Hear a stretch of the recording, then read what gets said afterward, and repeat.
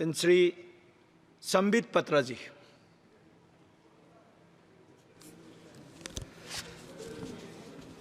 आप सभी को प्रणाम। पीठासीन महोदय, आपको बहुत धन्यवाद। राष्ट्रपति महोदया के अभिभाषण पर आपने मुझे धन्यवाद प्रस्ताव पे बोलने का सुअवसर दिया है। आज मैं इस सदन को भी धन्यवाद देना चाहूँगा कि आज 1 जुलाई को, जो कि डॉक्टर्स डे भी है, एक बहुत बड़ी चिकित्सा का काम गुलामी के खिलाफ हुआ है। गुलामी की मानसिकता जिसमें बचपन से हम आईपीसी और सीआरपीसी सुना करते थे, अब हम आईपीसी और सीआरपीसी नहीं सुनेंगे, हम भारतीय न्याय संहिता सुनेंगे, हम भारतीय नागरिक सुरक्षा संहिता सुनेंगे। स्वाभाविक रूप से ये एक बहुत बड़ा बदलाव है।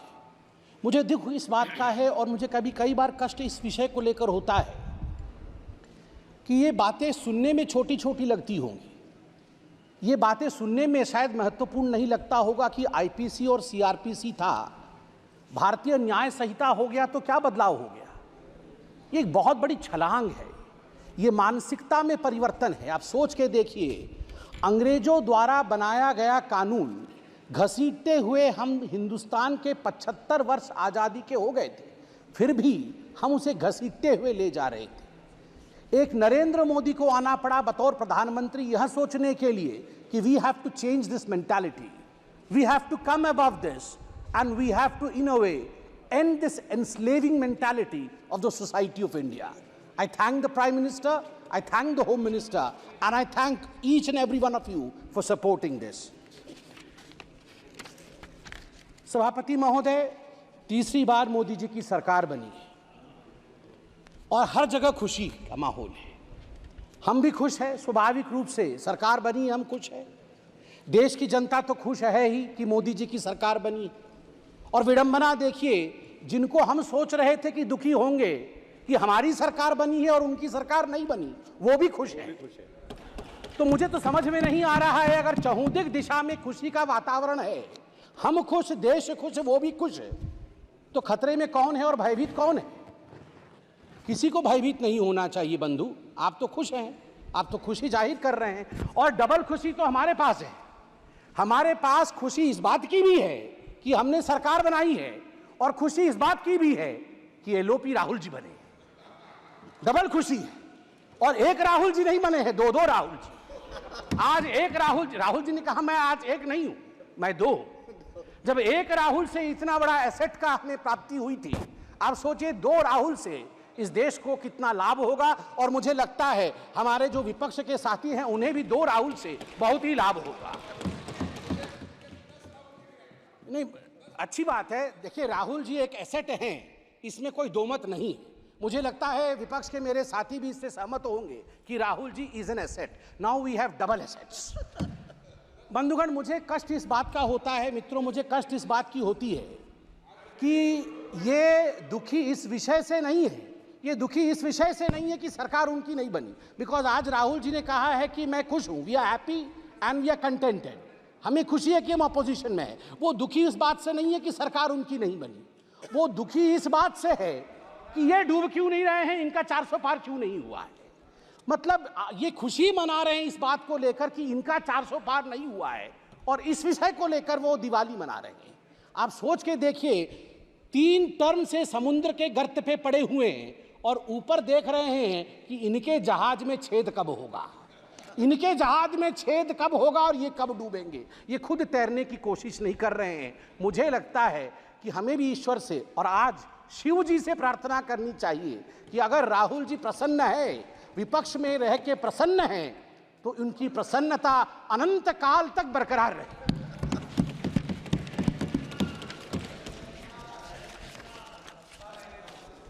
सभापति महोदय, मैं पहली बार सांसद बन के आया हूं। इससे पहले आप लोगों ने कई बार टीवी में देखा होगा।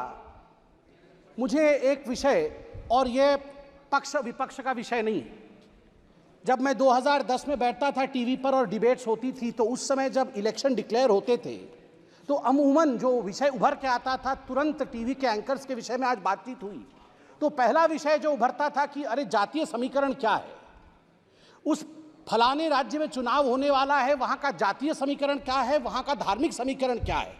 MY समीकरण बनता है कि नहीं, कितने यादव है, कितने मुसलमान है, कितनी पिछड़ा वर्ग है, कितना अगड़ा वर्ग है, इस समीकरण से क्या हम सरकार बना पाएंगे, कौन सी पार्टी सरकार बनाएगी? टुडे आई कैन प्राउडली से that this narrative has been forever killed by the Honorable Prime Minister, Mr. Narendra Modi ji's narrative of development.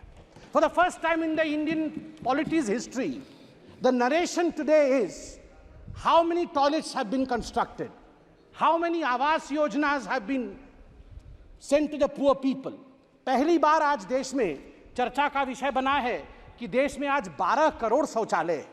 देश में आज आवास योजना के माध्यम से 4 करोड़ घर पहुंचाए गए हैं। आज पीएम ग्राम सड़क योजना के माध्यम से 7,45,000 किलोमीटर सड़क बनी है। जल जीवन मिशन के माध्यम से 13 करोड़ घरों तक टैप वाटर पहुंचाया गया है। आज ODF 4 लाख से अधिक गांव आज ओपन डिफिकेशन फ्री ग्राम घोषित किए गए हैं। किसान सम्मान निधि आज लगभग 11 करोड़ 47 लाख किसानों को 3 लाख करोड़ रुपए उनके अकाउंट में डायरेक्ट बेनिफिट ट्रांसफर के माध्यम से दिया जा रहा है। Soil health card 23 crore soil health card बनाए गए हैं। उज्ज्वला के माध्यम से 9.5 करोड़ लोगों को गैस कनेक्शन दिया गया है। सबसे बड़ी बात है कि डीबीटी के माध्यम से लगभग 32 लाख करोड़ रुपए लाभार्थियों को दिया जा रहा है। याद करिए एक ऐसा समय था जब तत्कालीन प्रधानमंत्री राजीव गांधी कहते थे मैं 100 पैसे भेजता हूं, 1 रुपए भेजता हूं, तो मात्र 18 पैसे नीचे पहुंचते हैं, बाकी बीच में ही समाप्त हो जाते हैं। आज मैं गर्व से कह सकता हूं कि प्रधानमंत्री नरेंद्र मोदी 100 पैसे पहुंचाते हैं तो 100 का 100 पैसा गरीब तक पहुंचता है, उसके अकाउंट तक पहुंचता है, कोई बिचौलिया खा नहीं सकता है। सभापति महोदय, आज डेमोक्रेसी को लेकर, लोकतंत्र को लेकर बहुत सारी बातें हुई हैं। और आज ही से नहीं, जिस दिन से ओथ टेकिंग चल रहा है, जिस दिन से शपथ समारोह चल रहा है, उसी दिन से लोकतंत्र को लेकर, संविधान की प्रतियों को लेकर बहुत बातें हो रही हैं। मैं जगन्नाथपुरी से आता हूं और आज मैं गर्व से यहां जय जगन्नाथ कहते हुए कहता हूं कि लोकतंत्र का जन्म जगन्नाथ धाम में ही हुआ। मैं बताऊंगा, वैज्ञानिक दृष्टिकोण से बताऊंगा क्यों हुआ। लोकतंत्र का जन्मदाता जगन्नाथ धाम है। जगन्नाथ मंदिर ने कलिंग के समय लोकतंत्र स्थापित किया। कलिंग अंग भंग कलिंग कहा जाता है। कलिंग के नरेश, कलिंग के राजा, कलिंग के सब कुछ भगवान जगन्नाथ है। वो तो जगत के नाथ हैं, वो तो ब्रह्मांड के नाथ हैं, मगर कलिंग में हम मानते हैं कि हमारे सर्वे सर्वा नारायण स्वयं हैं, जगन्नाथ है। वो रत्न सिंहासन पर बैठते हैं, रत्न सिंहासन से कलिंग का आसन वो संभालते हैं। उनका प्रतिनिधि वहां के गजपति महाराज होते हैं।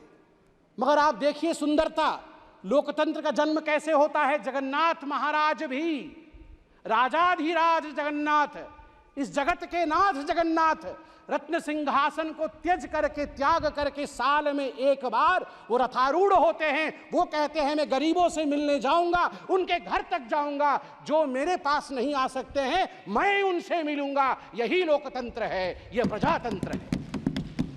और जब रत्न सिंहासन त्यज करके जगन्नाथ रथारूढ़ होते हैं, रथ पर आते हैं, तो गजपति महाराज, उड़ीसा के जो महाराज हैं, वो अपने हाथ में झाड़ू लेकर खुद जगन्नाथ के आगे झाड़ू चलाते हैं। उस दिन वो सफाई कर्मचारी बन जाते हैं। और गर्व के साथ मैं उत्कल पुत्र उड़ीसा का निवासी कह सकता हूं, इसी कारण से उड़ीसा में जाति प्रथा नहीं है, क्योंकि हमारे राजा को झाड़ू पकड़ना पड़ता है। जगन्नाथ के सामने लोकतंत्र चलती है और लोकतंत्र की जगन्नाथ की भूमि में राजा भी झाड़ू मारने के लिए बाध्य है। उसे छेरा पहरा कहते हैं। 7 तारीख को रथ यात्रा है, आप देखेंगे राजा स्वयं झाड़ू मार रहे होंगे और तभी जगन्नाथ आगे बढ़ेंगे। यह लोकतंत्र की महिमा है। जब तक सनातन है तब तक लोकतंत्र रहेगा भारतवर्ष में। जगन्नाथ धाम एक ऐसा धाम है, लोकतंत्र के सीख के लिए, अध्यात्म की सीख के लिए आदि शंकराचार्य से हम सब के गुरु गुरु नानक महाराज जी ने भी वहां पधारा था। नीलकंठ वर्णी जी ने भी वहां पधारा था।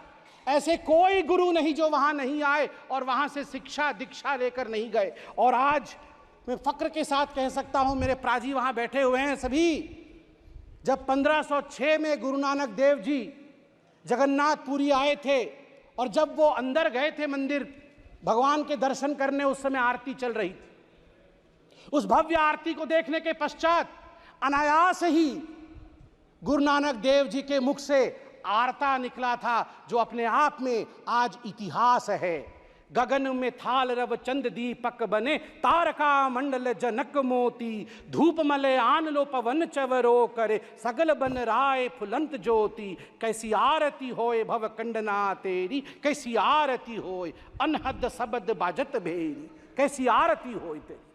गुरु नानक देव जी कह रहे कैसी आरती तेरी, भव्य आरती है। भव खंडना, भय खंडन करने वाला। आप सोच के देखिए, आज भय के विषय में बात हो रही है। अनादि काल से इस भय को खंडन करने का काम महादेव ने किया है। इस भय को खंडन करने का काम उस सनातन ने किया है, जिस सनातन को मिटाने के विषय में आज ये लोग कह रहे थे और अनेकों वर्षों से सनातन के विरोध में कह रहे थे। मैं केवल और कुछ शब्द कह के अपने विषय को शांत करूंगा। सभापति महोदय, आज मुझे बड़ी तकलीफ हुई कि हिंदू धर्म को लेकर आज यहां पर जिस प्रकार से विषय रखा गया है, यह अनुचित है।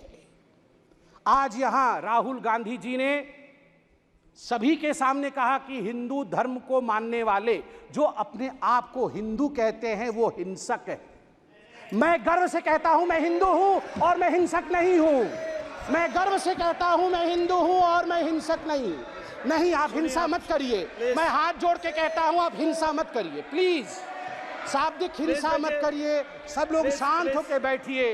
राहुल जी ने ऑन रिकॉर्ड कहा है जो अपने आप को हिंदू कहते हैं वो हिंसक है।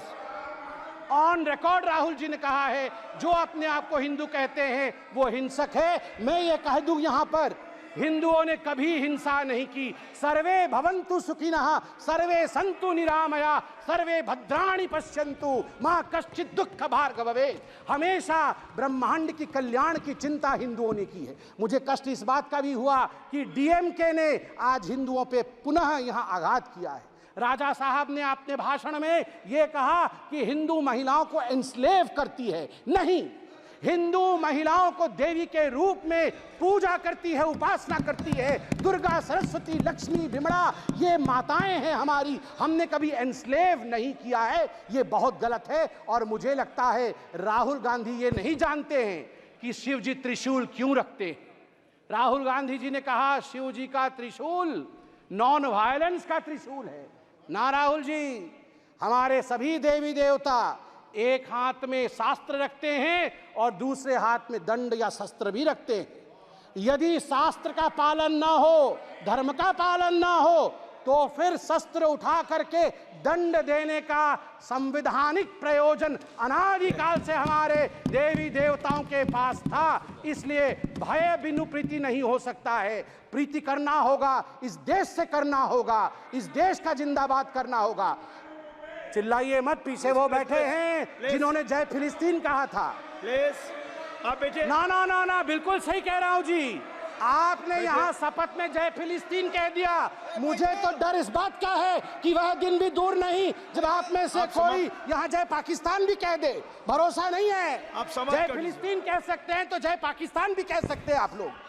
आप लोग धिक्कार का विषय है, धिक्कार का विषय है। यदि आप जय फिलिस्तीन कह सकते हैं, यहाँ पर जो संवैधानिक प्रक्रियाएं हैं उसको ताक पे रख करके आपने जय फिलिस्तीन कहा, कल को जय पाकिस्तान कैसे नहीं कह सकते हैं? कह सकते हैं। और आप लोगों ने कहा सेंगोल हटा दीजिए।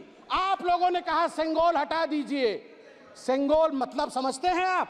सेंगोल एक तमिल शब्द है जिसका अर्थ है सिमाई। सिमाई मतलब राइटियसनेस, न्याय का दंड है। ये धर्म का दंड है। धर्म मतलब हिंदू, मुस्लिम, सिख, ईसाई नहीं। धर्म मतलब धारयति इति धर्म, जो धारण करता है न्याय को वो धर्म है। ये दंड न्याय को धारण करता है। ये कभी ना हटेगा, ना हटने की इसके स्वप्न कोई देख सकता है। इतना ही कह के मैं पीठासीन को नमन करके धन्यवाद देता हूँ। श्री अमरिंदर सिंह ब्रार जी।